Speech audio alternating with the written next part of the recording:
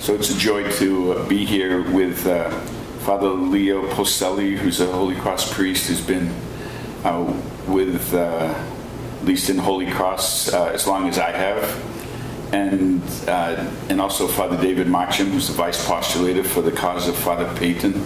And also Father Pinto Paul, who is a good international director of Holy Cross Family Ministries, does a lot of traveling around the world, but not in the pandemic. And Father Jilson Tom, who's also a Holy Cross priest, who's at the controls today. And I'm so delighted that all of you are here at this special Mass. I'd like to reflect just a couple of things. I call this the Divine Comedy. Shakespeare has two classifications of his plays. There are tragedies and comedies, and the difference is that the comedy always has a happy ending, the tragedy not. There's a time for every purpose under heaven. Friends, we are living in a time of pandemic, and while this is a trying time for all of us, I would point to three realities. First, the gospel reality. Second, the pandemic reality. And third, the divine comedy of the Christian life. First, I hope you notice that Jesus, usually after praying, likes to ask questions. In today's gospel, he asks the disciples, "Who do people say that I am?" And then he reveals the purpose of his life, that he has come to save us by suffering, dying, and rising from the dead. It's at the center of our faith. Second, the pandemic has altered the daily routine of all of us. We know that God is in charge and that something as harmful for so many people in God's hands can become a great grace.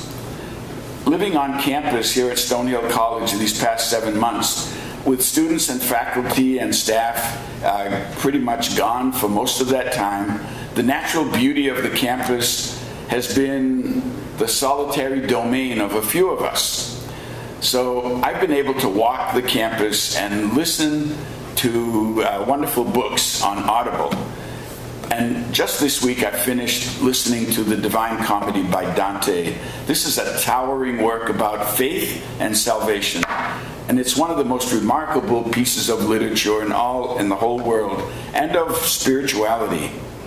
Dante is the lead figure, and he says, "I was in the middle years of life," for him 35, "and was lost in a wood." And from there he goes on a great pilgrimage guided by Virgil, the Latin poet, and Beatrice, who is also the Virgin Mary. So he goes on a journey in three parts. The first part is the Inferno, in hell. It's a harrowing journey through the rings of evil where unrepentant souls are spending eternity in hopeless horror. He can't wait to get out of hell. Then he escapes into purgatory.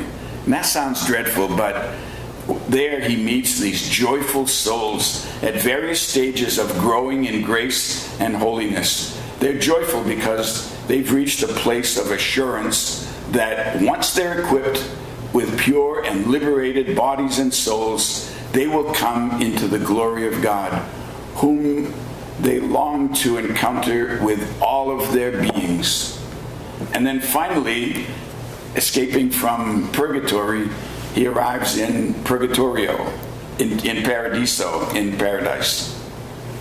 Here the scenes are of joy and peace and exuberant life. Almost too much to take in. So the pandemic, friends, has forced us all into a quieter, simpler mode of life. Often in solitude, we have been able to focus on what is truly essential. This difficult COVID-19 in God's hands can be a great grace. We come to realize that the human relationships of love and friendship with each other and God are at the very heart of the matter. Today I'd like to salute and celebrate Gerald and Spring Raymond, for the 50 golden years of love, marriage, and faithfulness to each other and to their responsibilities to their children, Joe and JR and Sherry, and their spouses and their grandchildren. For 50 years, they have inspired those closest to them with the love and joy that they have for each other, for their family and their friends. What a blessing and gift their committed, free, fruitful, and faithful love is to all of us. They're in Augusta, Georgia, and we're here in Massachusetts and many other places. But distance does not keep us from sharing our love and joy with them this week. So I pray God bless them, and may there be many other families so rich in faith, joy, and unity. As Father Peyton always said, the family that prays together stays together. Happy anniversary, Spring and Gerald. Amen. And, oh, by the way, Gerald is my younger, more handsome brother.